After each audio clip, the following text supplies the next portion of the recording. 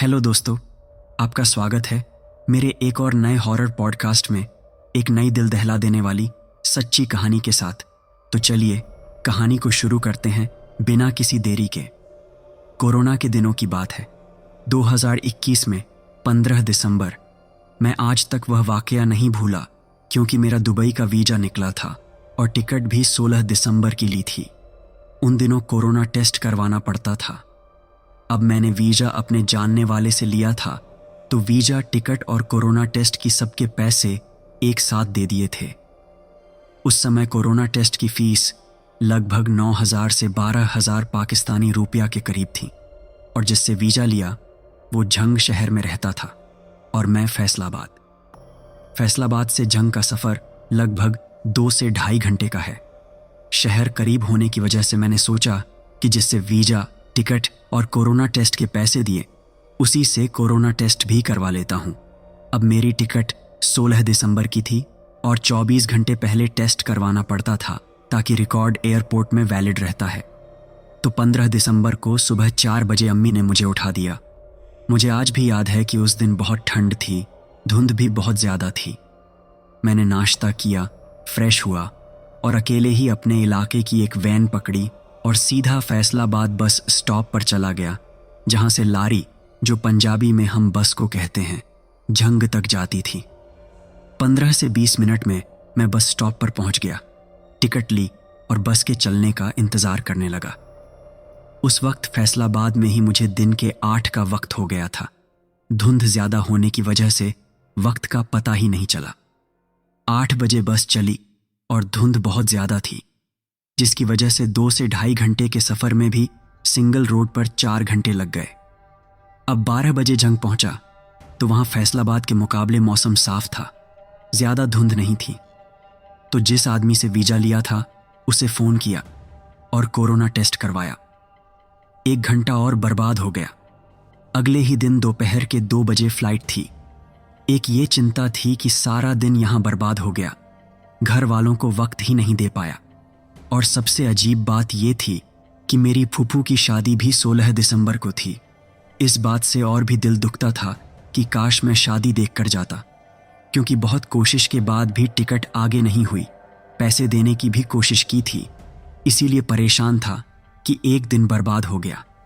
1 बजे जैसे ही मेरा कोरोना टेस्ट पूरा हुआ, मैं घर को जाने ही वाला था कि जिसने वीज़ा दिया था उसने कहा, आप हमारे खास मेहमान हो, इसीलिए खाना खाए बिना नहीं जाने दूंगा आपको। और 1 घंटे तक मेरे वालिद साहब की बरसी भी है, तो बरसी ख़त्म के बाद खाना खाकर जाना, उस आदमी ने कहा। मैंने बहुत मना किया, मगर उसने एक ना सुनी और ज़बरदस्ती मुझे घर ले गया। जब मैं उसके घर गया तो वहाँ और भी 3 लड़के मौजूद थे, जिनका शहर दूर होने की वजह से उसने उन्हें 2 दिन पहले ही बुला लिया था।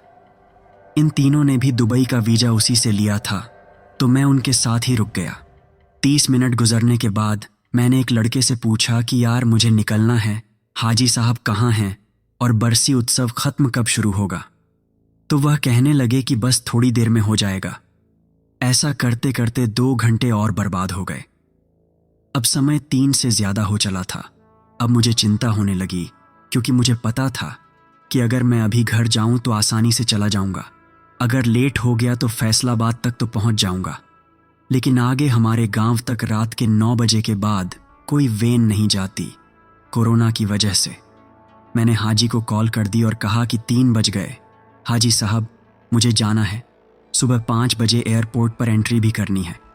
उसने कहा, बस शुरू होने वाला है, आओ मैं तुम्हें कब्रिस्तान छोड़ दूंगा, चारों लड़के भी वहीं मौजूद होंगे।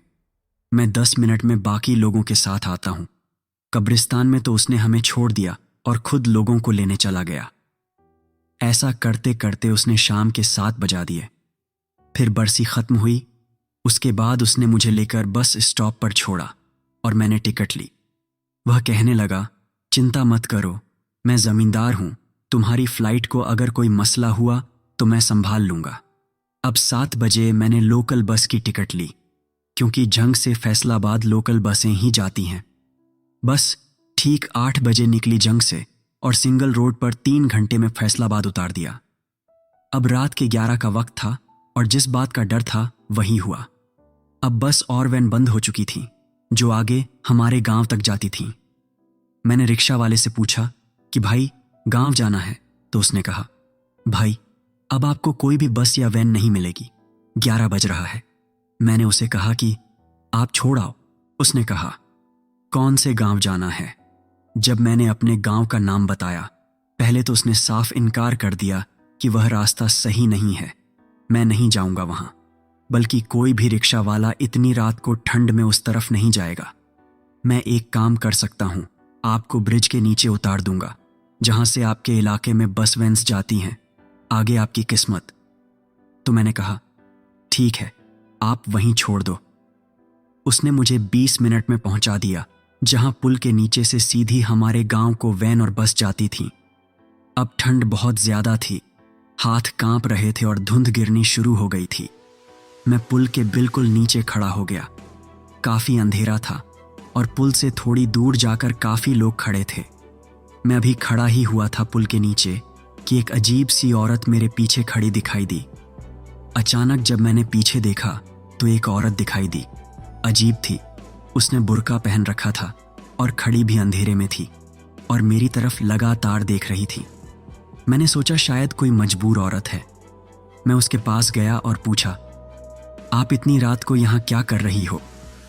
उसने मुझे बहुत अजीब जवाब दिया, जहां तुमने जाना है मैं भी वहीं जाना है। मैं एकदम से हैरान हो गया कि उसे कैसे पता मैं कहाँ जा रहा हूं, और वह जोर जोर से हंसने लगी और बोली तुम्हें यहां कोई बस नहीं मिलेगी और जहां तुमने जाना है वह काम अधूरा रह जाएगा। मेरे साथ चलो, एक बस स्टॉप का पता है जहां से तुम घर जा सकते हो। इतने में एक लड़का जो मुझे काफी देर से बातें करते देख रहा था मेरे पास आया और बोला आप कौन हो भाई और कहां जाना है, और यहां अकेले खड़े क्या कर रहे हो। मैंने बताया कि मुझे गांव जाना है और मैं अकेला नहीं हूं, एक औरत भी खड़ी है इधर। तो उसने कहा मैं पिछले 20 मिनट से देख रहा हूं, आप अकेले बातें कर रहे हो। यह सुनकर जब मैंने पीछे देखा तो वहां कोई भी नहीं था। अब मुझे बहुत डर लगा। मैंने उसे बताया मेरा यकीन करो, मैं यहां किसी औरत को देखा, उसने मुझसे बात भी की है। तो उसने कहा छोड़ो, 10 मिनट में लाहौर से एक लोकल बस आने वाली है, इसके बाद कोई बस नहीं जाएगी। अगर वह छूट गई तो रात यहीं इतनी ठंड में गुजारनी पड़ेगी, जल्दी चलो। ये कहकर हम उन लोगों के पास जाकर रुक गए।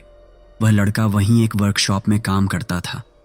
मैंने उसे अपना नंबर दिया और शुक्रिया अदा किया। थोड़ी देर में बस आई और उसमें बैठने की जगह नहीं थी, मगर जाना तो था, तो इतनी ठंड में बस की छत पर बैठकर जाना पड़ा। मैं सारे रास्ते उस औरत के बारे में सोचता रहा कि उस लड़के ने कहा वहां कोई नहीं था, मगर मैंने जिससे बात की आखिर वह कौन थी। खैर, मैं घर पहुंच गया। 1 बजने वाला था। अम्मी जान से थोड़ी बहुत डांट पड़ी कि कल बेटा तुमने दुबई जाना है, तुमने उसकी बात क्यों मानी। मैंने कहा अम्मी वह जबरदस्ती ले गया था। तो अम्मी ने खाना लगाया और कहा सो जाओ, सुबह 5 बजे निकलना है एयरपोर्ट के लिए। मैंने खाना खाया और सो गया। सुबह अम्मी ने 4 बजे उठाया और बहुत रोने का दिल कर रहा था घर वालों को छोड़कर जाने को। अम्मी को गले लगा के रोया और फिर एयरपोर्ट के लिए निकला। उस सुबह इतनी धुंध पड़ गई थी कि पास खड़ा बंदा भी नजर नहीं आ रहा था। खैर, जैसे तैसे एयरपोर्ट पहुंच गया। वो तीनों लड़के जो मुझे झंग शहर में मिले थे, उनसे दोबारा मुलाकात हो गई। इंतजार करते करते धुंध खत्म ही नहीं हो रही थी। एयरपोर्ट वाला कोरोना टेस्ट करवा लिया। 2 घंटे एयरपोर्ट पर इंतजार करने के बाद एयर अरबिया फ्लाइट धुंध की वजह से कैंसिल हो गई। अगला शेड्यूल 25 दिसंबर के बाद का था, क्योंकि धुंध अगले 10 से 12 दिन तक पड़ने वाली थी। तो शायद किस्मत में फूफू की शादी देखना ही था और कुछ दिन और रहना था। जो भी अल्लाह पाक करते हैं बेहतर ही करते हैं। 2 दिन बाद अचानक मुझे उस रात वाला किस्सा याद आया, औरत वाला। तो सोचने लगा, फिर उस लड़के को कॉल की जिसने मेरी मदद की थी, रात को बस के बारे में बताया था। मैंने उसे कहा कि भाई कल 9 बजे आपसे मिलने आऊंगा, उस दिन वाली बात पूछनी है। उसने कहा कोई बात नहीं, आप आ जाना। अगले दिन मैं उसकी दुकान पर चला गया और उस लड़के से पूछा, भाई आप तो मुझे जानते भी नहीं थे, फिर मेरे पास कैसे आए? ऐसी क्या बात थी जो मैं नहीं जानता? कोई बात तो थी जो बिना जाने आपने मेरी मदद की। मुझे सच जानना है। पहले तो उसने बताने से इनकार किया, फिर मेरे ज़्यादा कहने पर उसने बताया कि जब हमने आपको वहाँ अकेले बात करते देखा था तो आपके साथ एक औरत थी।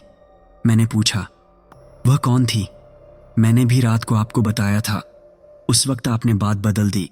तो उसने कहा, हम लोग यहाँ काम करते हैं दुकान पर। जिस औरत को तुमने देखा था वह इंसान नहीं है। अब मैं तुम्हें बताऊंगा तो तुम यकीन नहीं करोगे। वह कोई और ही मखलूक, प्राणी है। आज से 5 साल पहले उसी पुल के नीचे 2 लड़के गायब हुए थे जिनका आज तक पता नहीं चला।